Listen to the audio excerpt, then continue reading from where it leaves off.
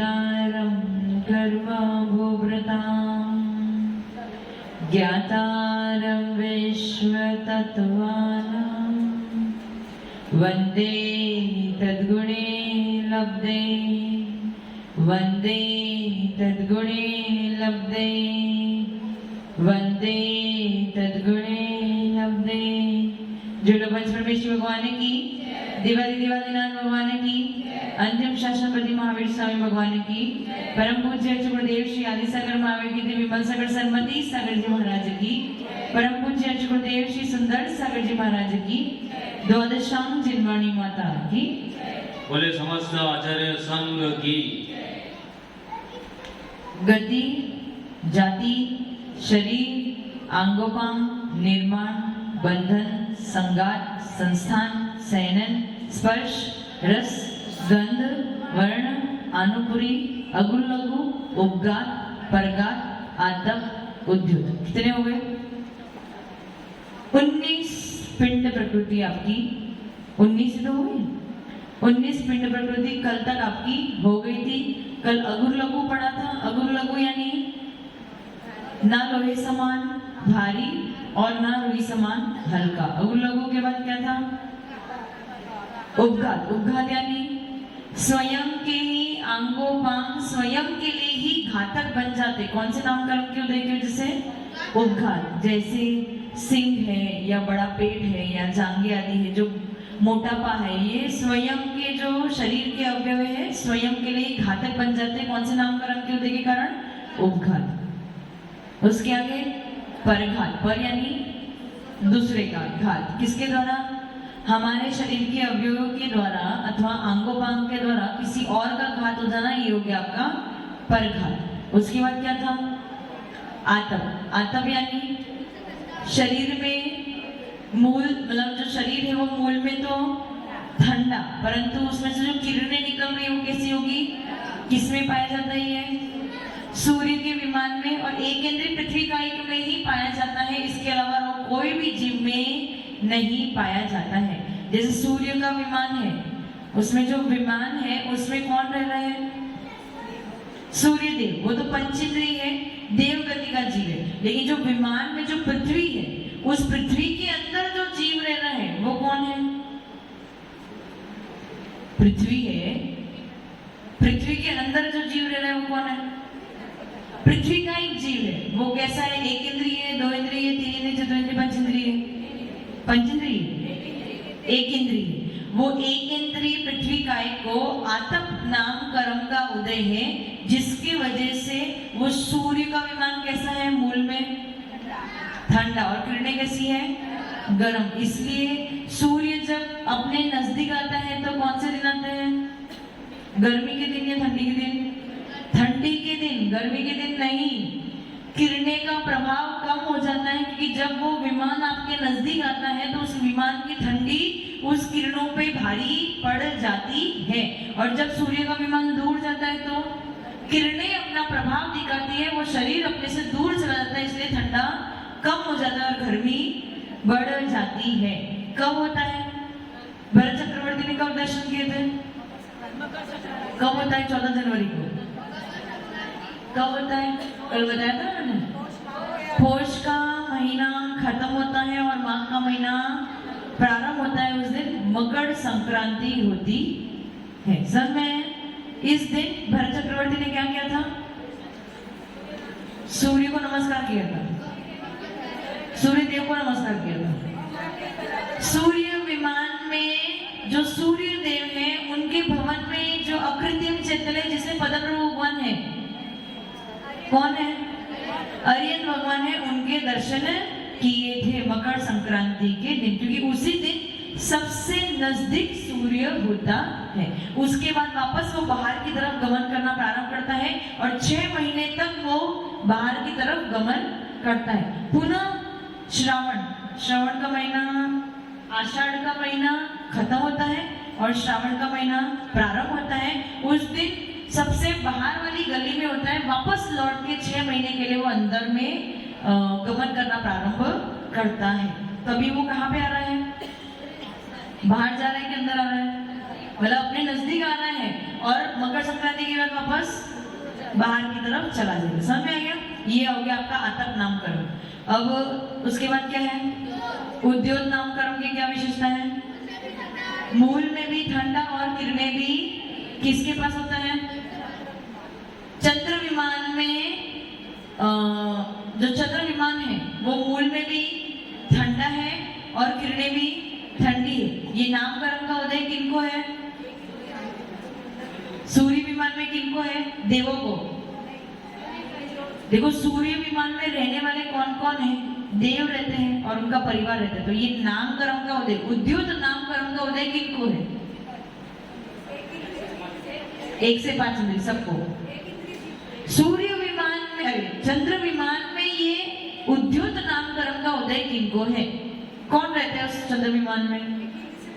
1 minute Raju ji, देवों को होगा। देवों को यदि होता तो देवों का शरीर मूल में भी ठंडा होता, उनके बाहर निकलने वाली किरणें भी ठंडी होती। परंतु ठंडा क्या है? ठंडा क्या है? सीटी मार रही भैया, ठीक सही करो इसको। ठंडा क्या है? हाँ, तो आपने क्या बोला? देवों को उद्योत नामकरण का उदय है। अगर देवों को उद्योत नामकरण का उदय होता तो उनका शरीर ठंडा होता और उसके शरीर में निकलने वाली किरणें ठंडी होती। लेकिन यहाँ पे ठंडा क्या है? ठंडा क्या है? नहीं, ठंडा क्या है? विमान ठंडा है। सूर्य चंद्रमा का विमान कैसा है? वो विमान अर्ध चंद्राकार कढ़ाई के समान नीचे का भाग में दिखता है, गोल दिखता है ना, ऊपर में गोल दिखता है, वो कौन सा भाग है? उसके नीचे का भाग है। वो जो सूर्य विमान है उसका जो शरीर है, जो पृथ्वी का एक शरीर है, वो मूल में ठंडा है और उसकी किरणें भी ठंडी है। इसलिए उस पृथ्वी काय के अंदर रहने वाले जो पृथ्वी का एक जीव है उनके उद्योत नामकरण का उदय है। देवों को नहीं है, किसको है?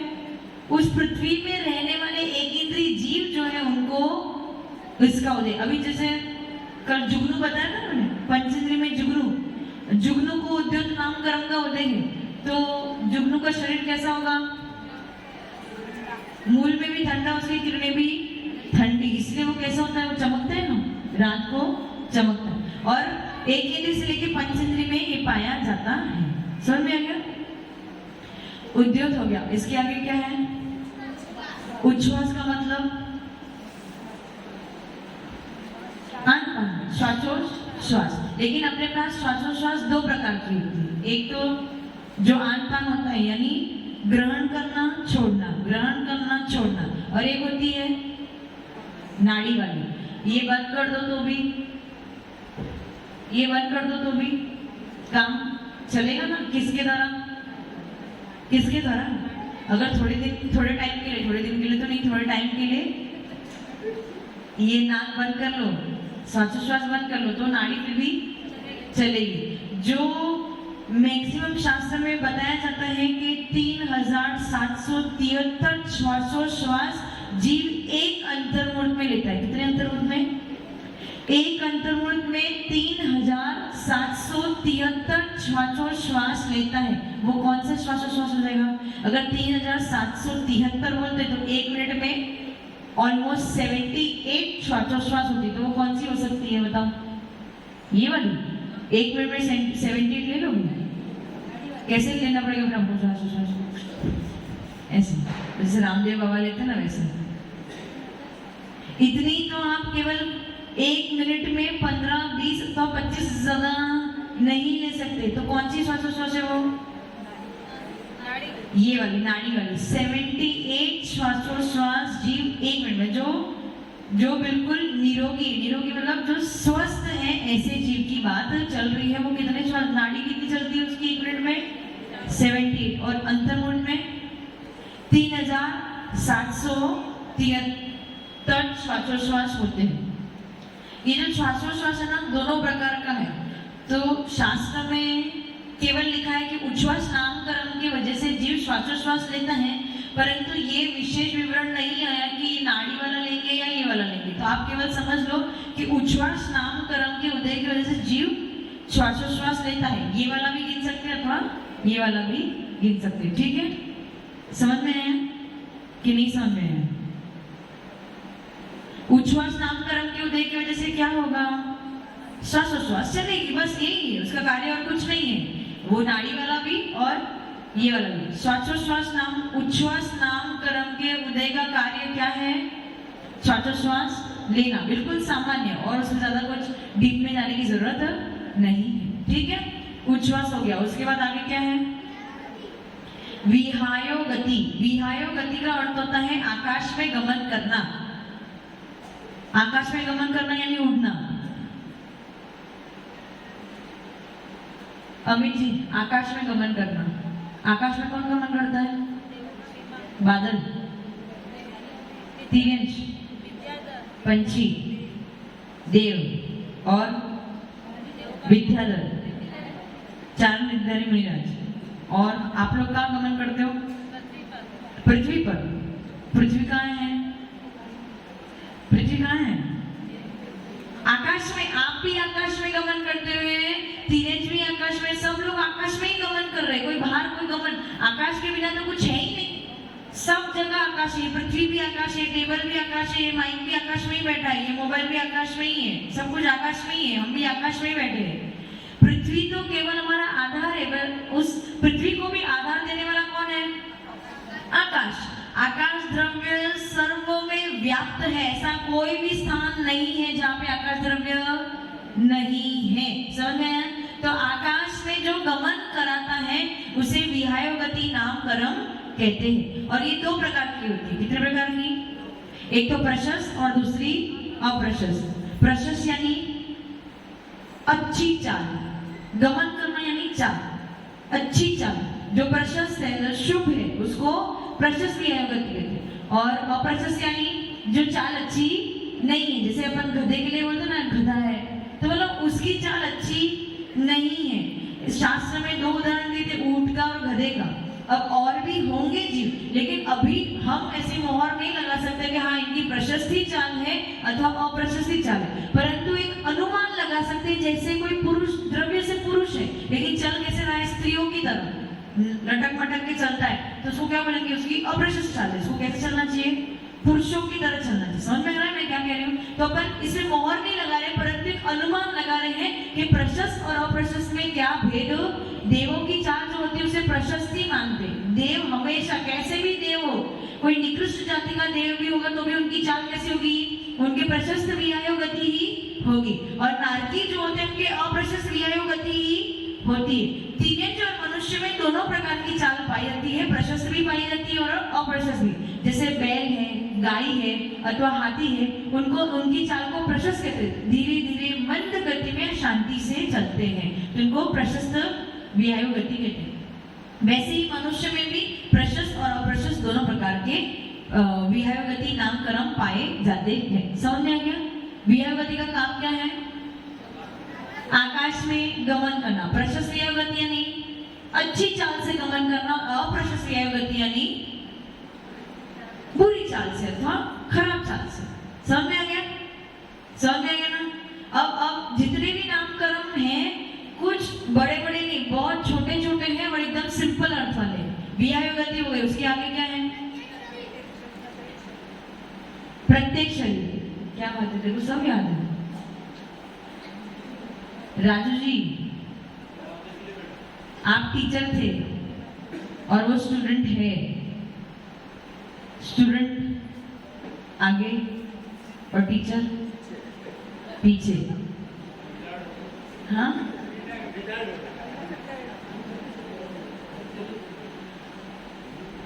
हाँ, विहायो गति के बाद क्या है?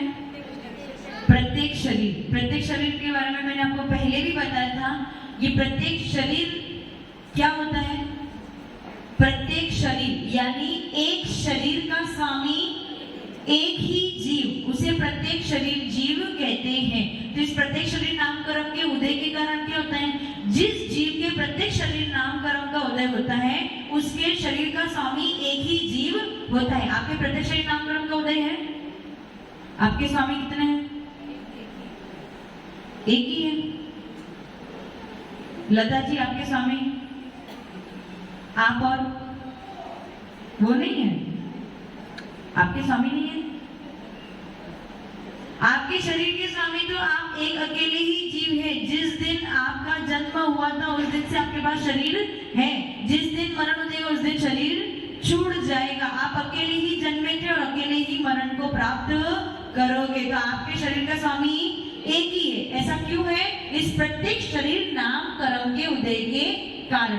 अब मैंने सूत्र में बताया था कि तीर्थंकरत्व के पहले सेत्रानी शब्द का उपयोग किया है सूत्र में। गति, जाति, शरीर, अंगोपांग, निर्माण, बंधन, संघात, संस्थान, सहनन, स्पर्श, रस, गंध, वर्ण, अनुपूर्वी, अग्रलघु, उपघात, परघात, आतप, उद्योग, उच्छ्वास, विहाय गति, प्रत्येक शरीर, त्रस, सुभग, शुभ, सूक्ष्म, स्थिर, पर्याप्ति आदि नहीं, पर्याप्ति, स्थिर आदि, यश, कीर्ति, सेत्राणी और तीर्थंकरत्व, ऐसा सूत्र बना है। मतलब मैंने तोड़ फोड़ के बताया है। तो उसमें सेत्राणी शब्द जो है वो किसके लिए था? उसका उल्टा। तो प्रत्येक शरीर है तो उसका उल्टा क्या है? प्रत्येक शरीर यानी एक शरीर का स्वामी एक जीव। तो उसका उल्टा क्या है? उसका विपक्ष कौन है? साधारण शरीर। उसका विपक्ष कौन है? साधारण शरीर। उसका मतलब क्या हो जाएगा? यदि प्रत्येक शरीर में एक शरीर का स्वामी एक जीव है तो साधारण शरीर में क्या होगा? एक शरीर का स्वामी अनेक जीव होंगे। समझ में आया? राजू जी क्या किसमें? प्रत्येक में। तो आप क्या हो? साधारण या प्रत्येक? क्यों? आपके शरीर में जीव नहीं है? आप तो हो ही, उसके अलावा और है ना? पेट में कीड़े होंगे तो फिर वो भी तो आपके शरीर के स्वामी है ना? उनके स्वामी है ना? क्यों? आपके शरीर में से जो है, जो भोजन है वही तो खा खा के जी रहे वो लोग। आपके शरीर के आधार पे जन्मे हैं और आपके शरीर के आधार पे मर जाएंगे।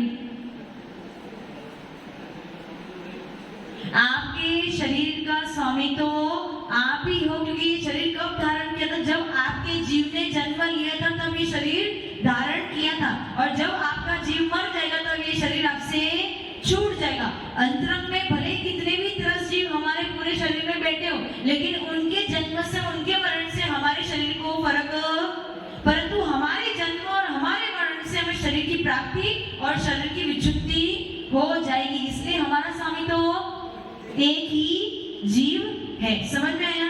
आलू में, आलू प्रत्येक है साधारण है? साधारण है ना? आलू में कितने जीव होते हैं? सही है ना? भूल गए सब लोग? साधारण ही है ना? साधारण है। कब बताया था मैंने ये? जब जाति बताई थी, एक केंद्रीय जाति याद करो। एक केंद्रीय जाति के 5 भेद बताए थे। पृथ्वी, जल, अग्नि, वायु, वनस्पति। वनस्पति के कितने भेद होते हैं? गलत। वनस्पति के कितने भेद होते हैं? 2। कौन से? साधारण और प्रत्येक। साधारण के कितने भेद हैं? 2। कौन से? नित्य निगोद और इतर। आलू कौन से निगोद में आता है? इतर निगोद में, नित्य निगोद में? सुनो, सुना? आलू क्या है? साधारण या प्रत्येक? क्या है? प्रत्येक है, क्योंकि आलू का जो पौधा होगा उसका स्वामी तो एक ही जीव है। परंतु उस आलू का जो शरीर है या स्कंद है, जैसे आपके शरीर में अनेकों जीव रहते हैं, उसी प्रकार से उस आलू के स्कंद में भी अनेकों जीव रहते हैं, उसके आधार पे रहते हैं। लेकिन उन जीवों के उत्पन्न होने से और मरण करने से आलू का जीवन निर्धारित नहीं होता है। समझ में आ रहा है? तो आलू साधारण है। क्या है? प्रत्येक के कितने भेद होते हैं? सप्रतिष्ठित और उसमें से अप्रतिष्ठित क्या होता है? जिसमें खाने योग्य, जो हमारे लिए भक्ष्य, जो इसमें जीव नहीं पाए जाते हैं, जैसे लौकी, टमाटर, ककड़ी, केला आदि जितने भी हम ग्रहण कर रहे हैं वो सब कैसी है? अप्रतिष्ठित प्रत्येक वनस्पति। और जैसे आलू, प्याज, मूली, लहसुन आदि जो आप ग्रहण करते हो कैसी है? सप्रतिष्ठित प्रत्येक वनस्पति। सप्रतिष्ठित क्यों है? क्योंकि उसमें निगोदिया जीव भरे पड़े हुए हैं। तो आलू क्या है? साधारण है। क्या है? प्रत्येक की निगोद इतर नहीं, साधारण के जो दो भेद है ना, इतर निगोद और निगोद नित्य निगोद, उसको तो आप पकड़ भी नहीं सकते, आप उसे खा भी किसी शरीर के आधार से खा सकते हैं, लेकिन सीधा तो प्रत्येक वनस्पति जो है, जितने भी पेड़ पौधे, ये जो क्या बोलते हैं काई फफूंदी, ये सब प्रत्येक वनस्पति है जो ब्रेड पे या रोटी पे बहुत दिन से पड़ी है, या जो आपके आचार एक एक साल के आचार पड़े पड़े रहते हैं ना फ्रिज में, उसमें व्हाइट कलर का जम जाता है, वो क्या है? फिर भी आप क्या करते हो? उसको साइड में निकाल के ऊपर ऊपर से एक लेयर निकाल दो, फिर अंदर से निकाल दो, है ना? ऐसे तो करते हो। जैसे रोटी अगर पड़ी है, एक दो दिन की रोटी पड़ी है, तो ऊपर की रोटी पे ग्रीन और व्हाइट कलर की फफूंदी आ जाती है, तो ऊपर की रोटी निकाल दो, नीचे की रोटी खा लो। ऐसा करते होंगे ना? आपको क्या पता मैडम अंदर किचन में क्या करती है, आपको क्या पता? आप तो बाहर बैठे रहते हो। राजू जी ऐसा करते हैं? बाहर के अचार खाते हो? झूठ मत बोलो। बाहर के पापड़ खाते हो? ब्रेड खाते हो? ब्रेड झूठ। सिर्फ 4 महीने ना, खाते तो हो ना। ये सब में क्या होता है, वो जो व्हाइट कलर की फफूंदी या ग्रीन कलर का जो काई, ये जो बारिश की सीजन में जो ग्रीन कलर की काई जम जाती है ना, वो सब प्रत्येक वनस्पति है। क्या है वो सब वनस्पति की ही भेद है, सब वनस्पति के भेद है। जो ग्रास, छोटी छोटी ग्रास उग जाती है बारिश की, वो सब क्या है? प्रत्येक वनस्पति। जितने भी पेड़ पौधे आपको दिख रहे, वो सब के सब प्रत्येक वनस्पति है। जैसे एलोवेरा, वो क्या है? साधारण या प्रत्येक? साधारण या प्रत्येक? प्रत्येक वनस्पति ही है, परंतु उसमें वो क्या है? सप्रतिष्ठित है। क्यों सप्रतिष्ठित है? क्योंकि उसमें बहुत सारे जीव पाए जाते हैं, इसलिए हमारे उपयोग योग्य नहीं है। सुनील जी क्या बता रहे हो? लगाते हो ऐसा? काजल जी लगाती है। अच्छा, नहीं भी लगाते, आप सीधा नहीं लगाते, लेकिन आप कॉस्मेटिक्स यूज करते हो, शैम्पू यूज करोगे, फेस वॉश यूज करोगे, बॉडी लोशन, वो सब एलोवेरा वाला तो मिलता है आपको, है ना? तो यूज करते हो ना? करते। कैसा है वो? जैसा आलू है वैसा ही वो एलोवेरा है। तो अब आपको क्या करना है, आप देख लो, ठीक है? समझ में आ गया? हाँ, वैसलीन लगा, एलोवेरा वाला वैसलीन लगाते हो ना? हाँ, तो बस वो सब आपने क्या किया, और वो वैसलीन भी कितने देर तक रहता है? इतना लिक्विड फॉर्म में रहता है। 1 घंटे लगाया, मतलब एक बार लगाया, 1 घंटे के बाद वापस स्किन वही की, तो सारी मेहनत और पाप उल्टा कमा लिया। समझे? उससे अच्छा क्या उपयोग करना? तेल और घी उपयोग करना, मस्त एकदम चिकने हो जाओगे, ठीक है? एलोवेरा भूल जाओगे। समझ में आ गया? हाँ, तो प्रत्येक शरीर नामकरण का कार्य क्या है? प्रत्येक शरीर नामकरण का कार्य क्या है? एक शरीर के स्वामी एक जीव को बनाना, ये प्रत्येक शरीर नाम। जिस जिस जीव के प्रत्येक शरीर नामकरण का उदय होगा, उनके शरीर का स्वामी एक ही जीव होगा। और साधारण शरीर नामकरण के उदय का कार्य क्या है? जिस जिस जीव को साधारण शरीर नामकरण का उदय होगा, वो एक शरीर के स्वामी अनेकों जीव होंगे, एक साथ जन्म लेंगे, एक साथ मरण को प्राप्त होंगे, एक साथ भोजन ग्रहण करेंगे, एक साथ दुख को भोगेंगे, एक साथ सुख को भोगेंगे। समझ में आ गया? समझ में आ गया? इसलिए उनके कौन से नामकरण का उदय है? साधारण। साधारण यानी जनरल, प्रत्येक यानी एक स्वामी किंग, और साधारण यानी जनरल।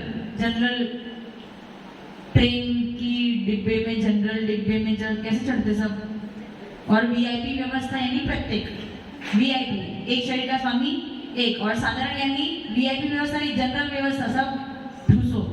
समझ में आ गया? समझ में आ गया ना? इतना क्लियर है? उच्छ्वास नामकरण का कार्य क्या है? श्वास। उसके बाद वियायुगति नामकरण का कार्य क्या है?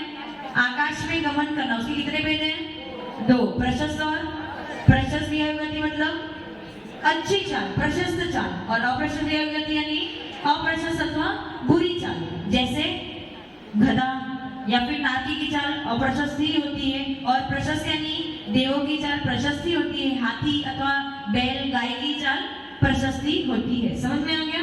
समझ में आ गया ना? और उसके बाद क्या है प्रत्येक शरीर मतलब एक शरीर का स्वामी एक जीव, और साधारण मतलब अच्छा, ये साधारण नामकरण का उदय कौन कौन से जीव को पाया जाता है? एक इंद्रिय से लेके पंचेंद्रिय में, एक इंद्रिय से लेके पंचेंद्रिय में किन किन के पास साधारण शरीर नामकरण का उदय पाया जाता है? अनुमान लगा के बताओ। केवल एक इंद्रिय में, वो भी केवल वनस्पति में ही पाया जाता है, बाकी किसी में भी, क्योंकि वनस्पति के ही दो भेद है, साधारण और बाकी पृथ्वी जल अग्नि किसी के भी सब प्रत्येक है, सबके सब। समझ में आ रहा है मैं क्या कह रही हूँ? साधारण शरीर नाम कर्म का उदय किन किन को पाया जाएगा? अगर कोई आपसे ऐसा प्रश्न पूछे तो आप क्या बताओगे? केवल एक इंद्रिय में, वो भी वनस्पति में ही पाया जाता है, इसके अलावा और किसी में भी, जबकि प्रत्येक शरीर नाम कर्म सब में पाया जाता है, एक इंद्रिय से लेकर पंचेंद्र सब में पाया। देव क्या है? प्रत्येक है, साधारण है? नारकी प्रत्येक है, साधारण है? प्रत्येक। ये जो हाथी घोड़ा बैल आदि ये सब प्रत्यक्ष है। केवल वनस्पति जो है उसी में दो भेद है, साधारण और प्रत्येक। इसलिए साधारण शरीर नामकरण का उदय केवल वनस्पति में ही, जैसे आत्म नामकरण किसमें पाया जाता है? एक इंद्रिय में, किसमें? अभी भूल गए? ओनली पृथ्वी का एक में पाया जाता है। आत्म नामकरण किसमें पाया जाता है? एक इंद्रिय में, केवल पृथ्वी का एक में। उसी प्रकार से जो साधारण शरीर नामकरण का उदय है वो केवल और केवल एक इंद्रिय में, वनस्पति कायिक में ही पाया जाता है। समझ में आ गया? अच्छे से लिख लो और उसको घर पे जाके पढ़ो, कि इसकी 93 भेद जब आप याद करने जाओगे तो मेरा कुछ भी आपको याद आने वाला। आप सोचोगे हाँ एक बार सुन लिया हमें समझ में आ गया, तो ऐसा नहीं, सब खिचड़ी पक जाएगी और जब याद करने लगेगा तो कुछ भी याद नहीं आएगा। इसलिए हर वस्तु आप लिख लो जो मैं आपको बता रही हूँ, ठीक है? चलो, कितने हो गए? गति, जाति, शरीर, अंगोपांग, निर्माण, बंधन, संघात, संस्थान, सहनन, स्पर्श, रस, गंध, वर्ण, अनुभूति, अगुलघु, उपघात, परघात, आतप, उद्योग, उच्छ्वास, व्यायोगति और प्रत्येक शरीर। कितने हो गए? 15, 23 हो गए? 23 कितने हो गए कि 22?